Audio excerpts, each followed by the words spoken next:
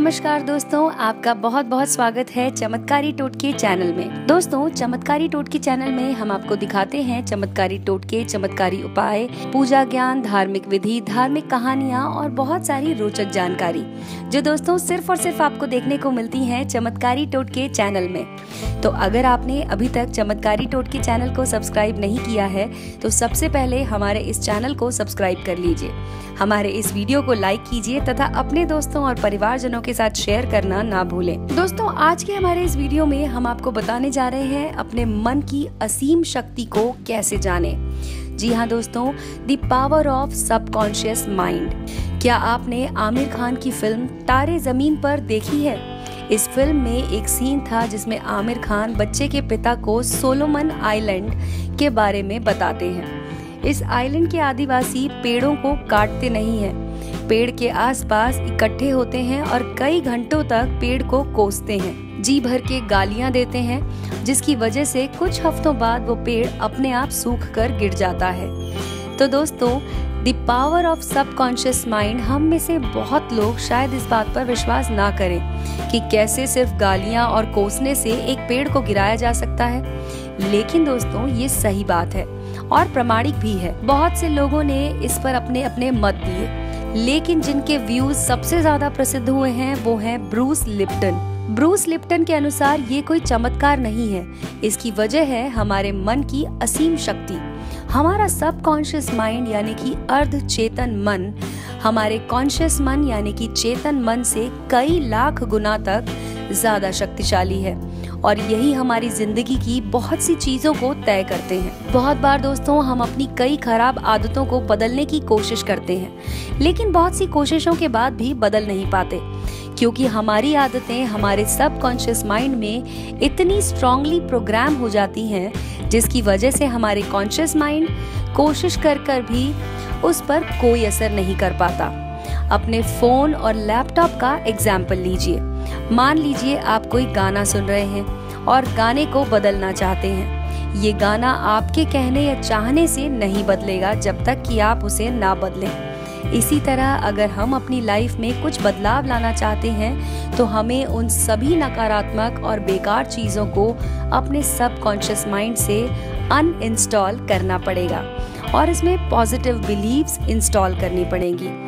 दोस्तों, the biology of belief के लेखक ब्रूस लिप्टन के अनुसार इसी तरह जब सोलोमन आइलैंड के लोग पेड़ों को कोसते हैं तो वास्तव में पेड़ के माइंड में नकारात्मक और खतरनाक विचारों को इंस्टॉल करते हैं।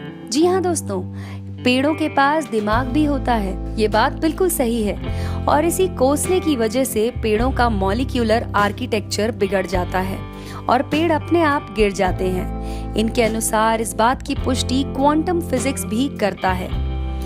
मन मस्तिष्क की उस क्षमता को कहते हैं जो मनुष्य को चिंतन शक्ति, स्मरण शक्ति, निर्णय शक्ति, बुद्धि, भाव, इंद्रियाग्रहता, एकाग्रता, व्यवहार कुशलता, परिजान यानी कि अंतर्दृष्टि आदि में सक्षम बनाती है। सामान्य भाषा में मन शरीर का वो हिस्सा या प्रक्रिया है जो किसी ज्ञातव्य को ग्रहण करने, सोचने और समझने का कार्य करता है। ये मस्तिष्क का एक प्रकार्य है। मन और इसके कार्य करने की विविध पहलुओं को मनोविज्ञान नामक ज्ञान की शाखा द्वारा अध्ययन किया जाता है।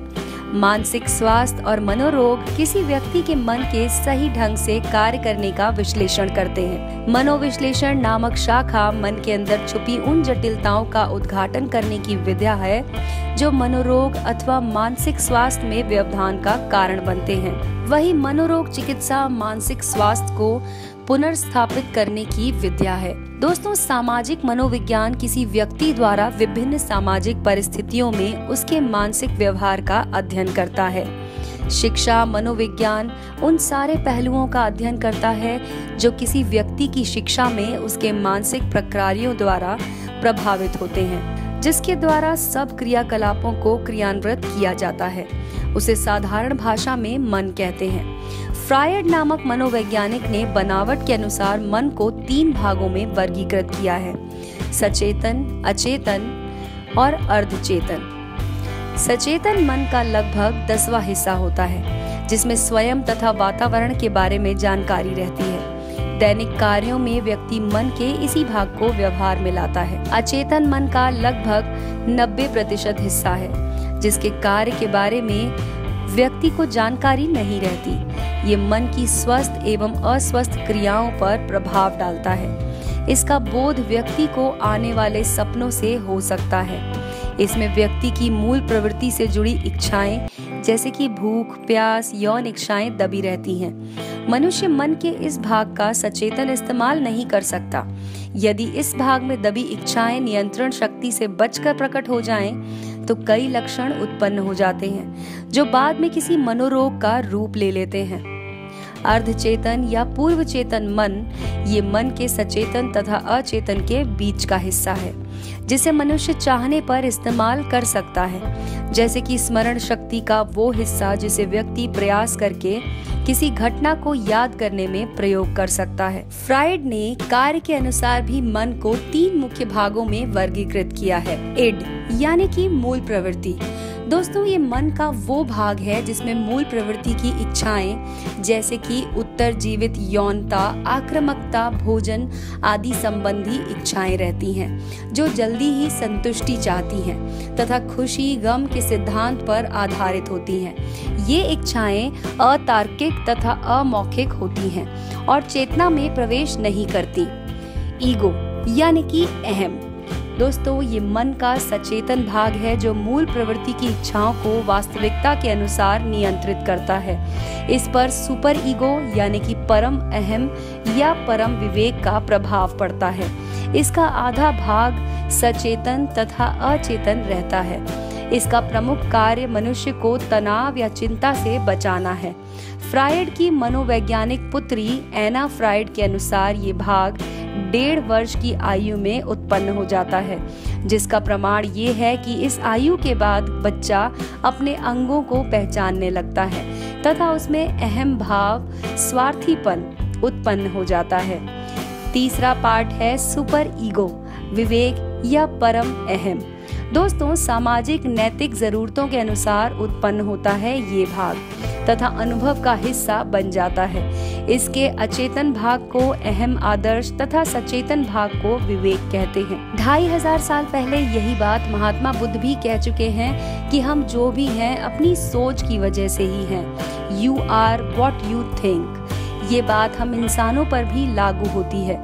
बार बार एक ही बात कहने से हमारे मन का भी स्ट्रक्चर बदलता रहता है। इंसान की सही या गलत दिशा उसका मन ही तय करता है। जब हम किसी इंसान की इतनी ज्यादा बुराई करते हैं, उसे कोसते हैं, तो वास्तव में हम उस इंसान के मन में नकारात्मक विचारों को इंस्टॉल करते हैं। अनजाने में पेरेंट्स और टीचर्स बच्चों की बड़ाई से ज्यादा बुराई करते हैं ताकि बच्चा और अच्छा काम करने की कोशिश करे, लेकिन इस बात का उल्टा असर देखने को मिलता है। इसीलिए सही काम करने पर अपने बच्चों को हमेशा प्रोत्साहित करें और गलत काम करने पर कोसने की बजाय बच्चों को सही और गलत के बारे में बताएं। इसी तरह चाहे वो आपका दोस्त हो या भाई, उसे कभी डीमोटिवेट ना करें। Be positive and speak positive.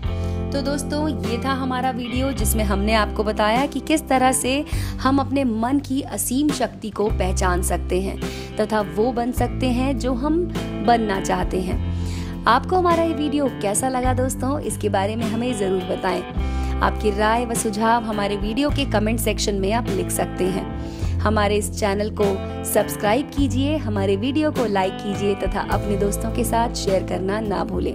देखते रहिए चमत्कारी टोटके।